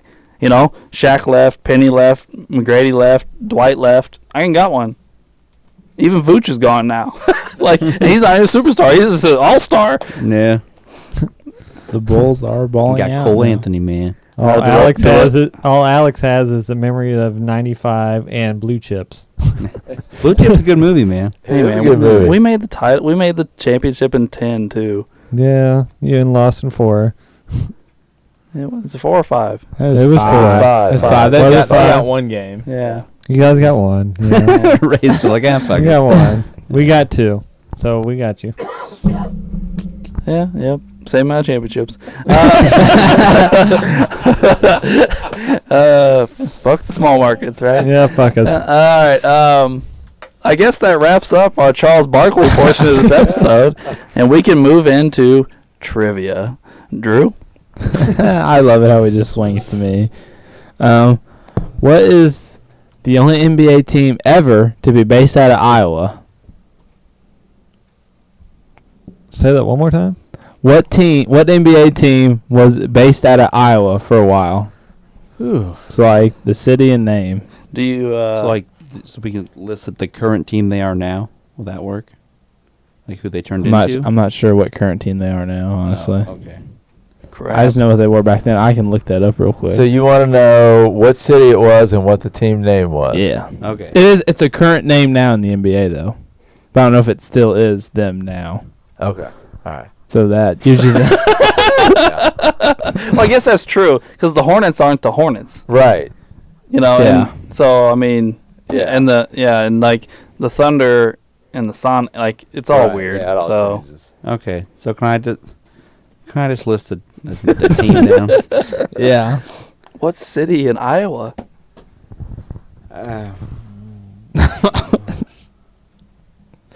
They are not a current NBA team. Okay, I'm just gonna write. But it that has the down. same mascot as a current NBA team. It doesn't help. All right, I got to What's going guess. on here? I got to guess.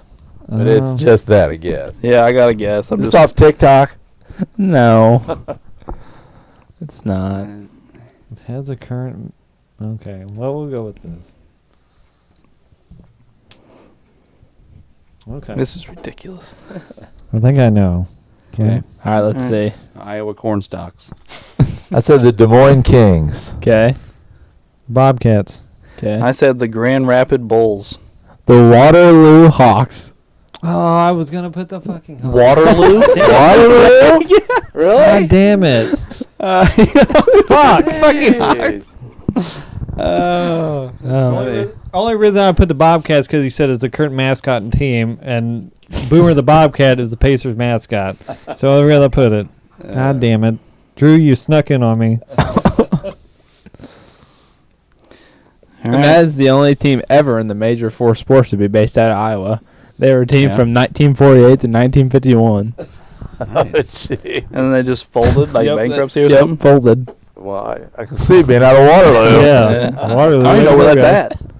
Yeah. We're this close to Iowa. I don't know where I'm Waterloo not is. sure. That's why they folded. They couldn't sell any tickets. Nobody could find the Couldn't arena. find it. Let's see where it's at. Where is Waterloo? Sounds like a team that would have been on semi-pro. Will Ferrell. Right? Yeah, you're probably right. Yeah.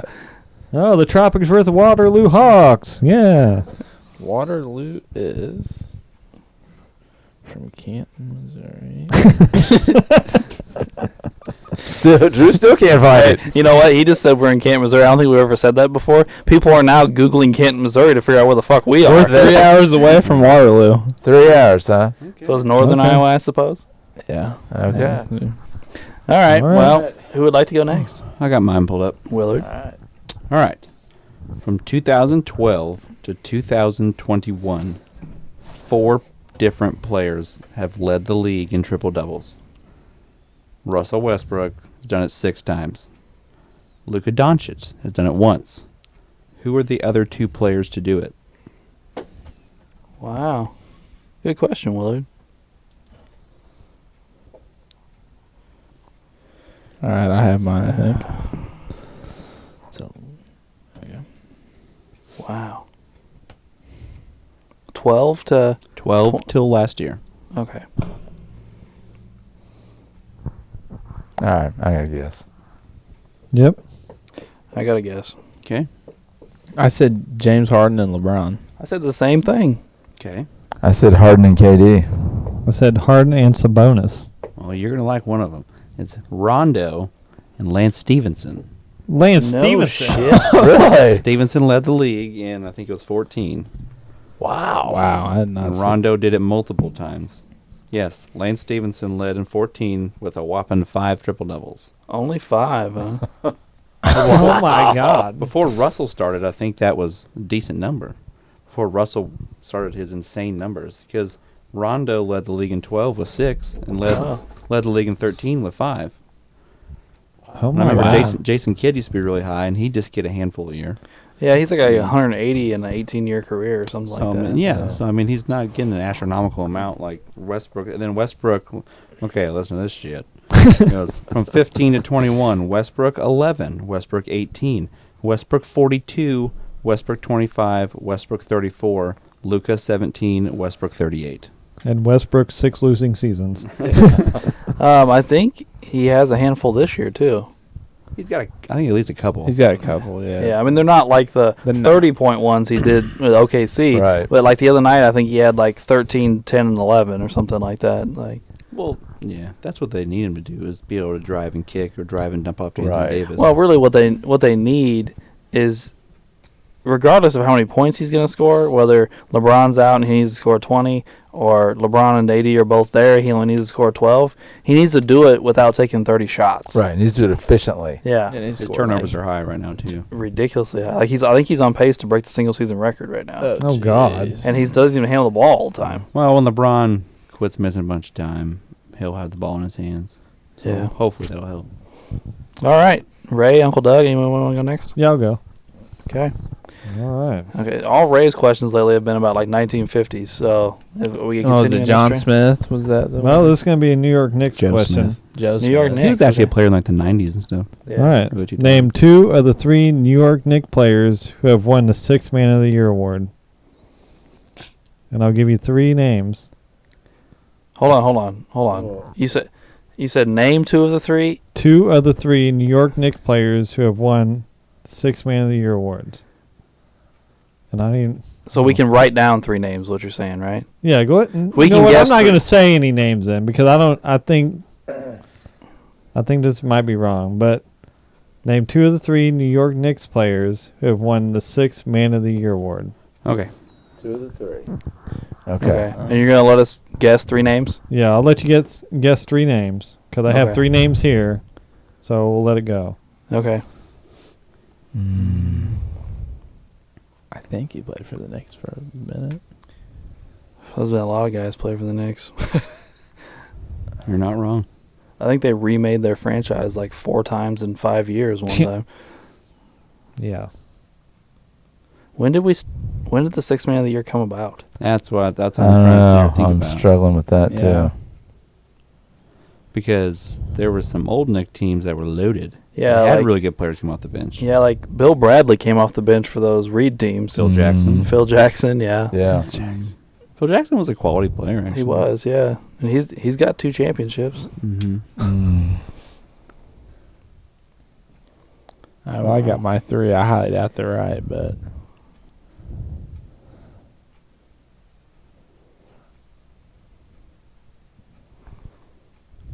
Okay, I got 3. I got 3. All right, I wrote down 3. I said Jamal Crawford, Starks, and Charles Oakley. I said John Starks, Jamal Crawford, and J.R. Smith. I said Jamal Crawford, Bargnani, and Allen Houston. I said Starks, Bradley, and Jackson. I went with the old guys. Okay, so I have 3 names here. And the question says 2 of the 3, so I don't really understand what the book's telling me. But I'll give you the 3 names. Anthony Mason, John Starks, and J.R. Smith. Boom! I got it! So there you are.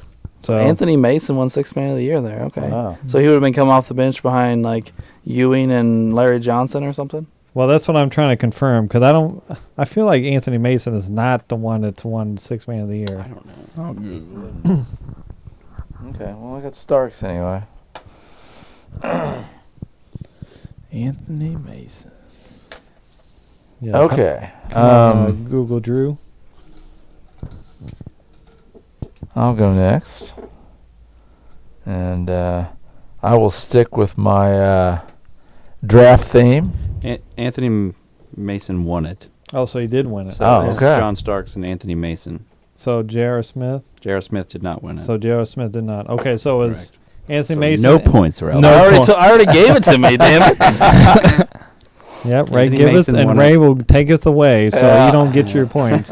Mason won it in 94, 95. I Starks can't even won it in fucking believe 96, that. 97. Fucking Okay. Nancy Mason, you bum. Well, I had Starks anyway, but Wow. Okay. I didn't get any of them. I had Starks. yeah. All right, so Uncle Doug's question, All right? right, here we go. I've been doing a draft theme, and as we know, the '84 draft is widely considered one of the greatest ever, and we've talked about it quite a bit.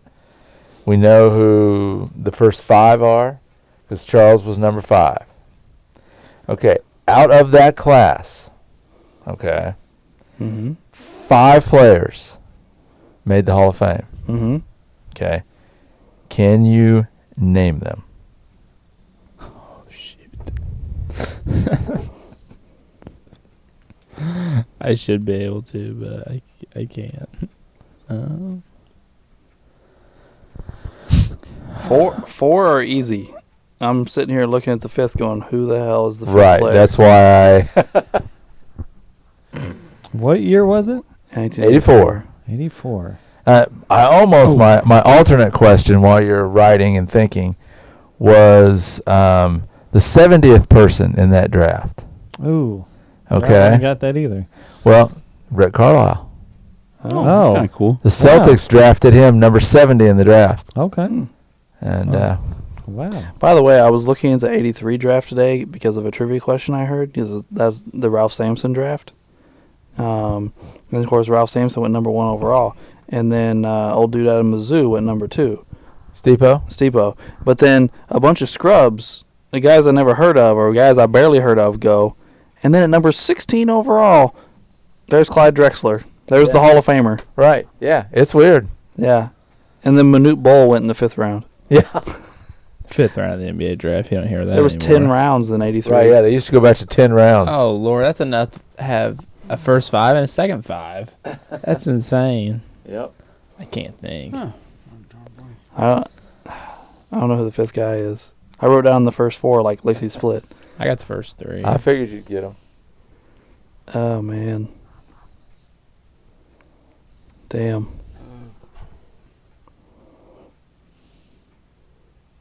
This is not good. Wait, who's got them already? I don't have any. I've got an no one. answer. Oh. I've got 3. I'm just saying, I was in a cradle taking a bottle at 84. I wasn't even born yet. I definitely wasn't born yet. I wasn't born until 92. Okay, we gotta write something down here. Yeah, I guess I gotta Um, figure something out here. Damn it! I feel like I'm so close. I'm just going to guess someone older. I'm just gonna. And I don't even know if this guy's a Hall of Famer, but I'm gonna write him down. I'm gonna miss this damn question. It's gonna bother me. Okay, I got it. All right, what you guys got? Ray? Not a clue. All right. Well, Jordan, Olajuwon, Barkley, and Stockton, Right? and then I put Danny Ainge. wow, I can't believe I guessed Stockton right on that. I totally just wrote his name down thinking of people. I wrote Jordan, Barkley, Dream, and Stockton. Wow. Wade's racing already. No, you don't have 5, Wade? No, I did, but I fucked it up. All right. You ready? Yeah. Okay, obviously Olajuwon, Jordan, Barkley, and Stockton, the big 4. Mm-hmm. The 5th one was Oscar Schmidt. Who the? Oh. Okay, let me tell the story. Oscar Schmidt was drafted in that draft, but he never came to the NBA. So why is he in the Hall of Fame? Well, because he chose to play for the Brazilian national team. And if you ever watched the Olympics back in the day, he played on 5 Olympics. Oscar Schmidt, they say, scored like 50,000 points for the Brazilian national team. He was an amazing shooter. 50,000 points? Yeah. How many games did he play? Well, I mean, the Brazilian national team, he played all year round, probably. That's insane. That is insane. Yeah, that's why he's in That's the Hall of 15,000 more points than Abdul-Jabbar. Right. Or almost, 12,000 more points. But see, he Yeah. played in 5 Olympics, so that would have been 20 years. That is impressive. And Wow. I remember watching Oscar Schmidt play because when you played with the Brazilians, that's who you had to stop. He had a pretty jump shot. Well, And he could I mean, score. was he, like, what position and stuff? He would have been like a shooting guard, point guard, in that. I mean, So why didn't he come to the league? he just didn't want to leave Brazil, I guess. He played 1,289 games. We have NBA players that play that. Yeah. He retired May 26, 2003. Yeah, Oh. he played a lot of Olympics. I mean, that's still a lot of games, though. I mean, it's a lot. Over 12, right. I mean, yeah. How many points do they have him listed? Because the thing I said he may have scored as many as. This is what that is. They have a career total of 42,000 Oh, points. 42. And Okay. he averaged 32 points a game. Oh my For gosh. 20 years? For 20 years.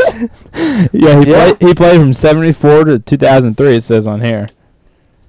Yeah, see, he'd play him. That's how they knew him. The NBA wanted him. Oh, my God. But he's like, no, he's staying in Brazil. Who drafted him?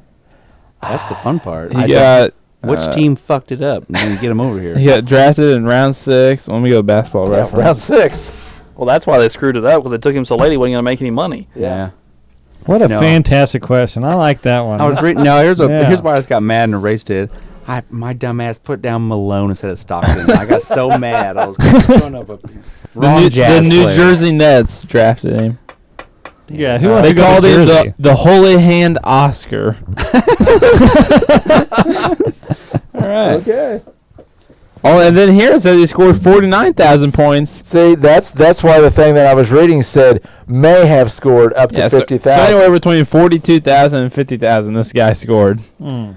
That's nuts. Wow, yeah. Still, it's impressive no matter what. Hell yeah. 100%. All right. Well, I guess that leaves it to me, right? Yeah. All right. So my question was mentioned earlier. I said Barkley is one of 7 power forwards to win an MVP award. Name the other 6. Oh, Lord. I'm just thinking of my list right now.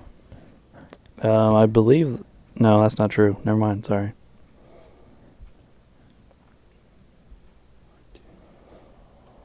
Ooh. Got it. Gosh dang it, Wade. I think. Wait a second. Guessing himself. Oh, who's that one guy? That one guy, yeah. Oh, I think That one guy, he played in that one for that one team, I think. Well, I know this one guy's real good. I Named don't know if Elton he's a Brand. power forward or not. Elton Brand. Hey, he was good, man. He's real good. He was my second favorite player there for a long time, behind Vince Carter. Oh. You know, I have more Elton Brand jerseys than I do Vince Carter jerseys. Do you really? I got That was Bulls, about real dumb. Clippers, and Sixers for Elton Brand. Right. There's 6, right, that we have to list? 6. Okay. Yes.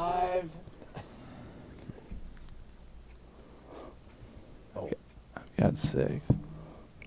By the way, 4 of the 7 players have 2. Ooh. Let me see how many people I'm on. Okay, I've got 6. I'm not. Yeah, I got 6. I think I got it. I don't know. I don't know. I'm just I gonna don't know, go at least with got it. 4 or 5, right? Everybody ready? I'm gonna feel really Yeah, dumb. we'll go ahead and go. Yeah. All right, what you got, guys? I have Bob Pettit, Tim Duncan, Dirk, Garnett, Bob McAdoo, and Karl Malone. Okay. I got Duncan, Dirk, KG, Carmelone, Pettit, Giannis. Okay, I got About Giannis. Garnett, Malone, Duncan, Pettit, Elvin Hayes, and Nowitzki.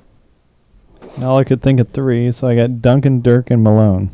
Well, they're all 3 correct. Well, thank you. Yes. Wade's right. I forgot about Giannis. Oh, I forgot Giannis too. Yeah. Hayes has a title, but not an MVP. Right. Yeah. Yeah. It's kind of shocking. He had some huge numbers there for a while. But he was playing during Jabbar's heyday. True.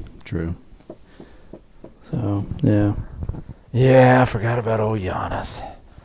Yeah, Good question. So Giannis, Malone, Pettit, and Duncan have 2. Yeah. Hmm. I was kind of forget about Duncan, to be honest. That was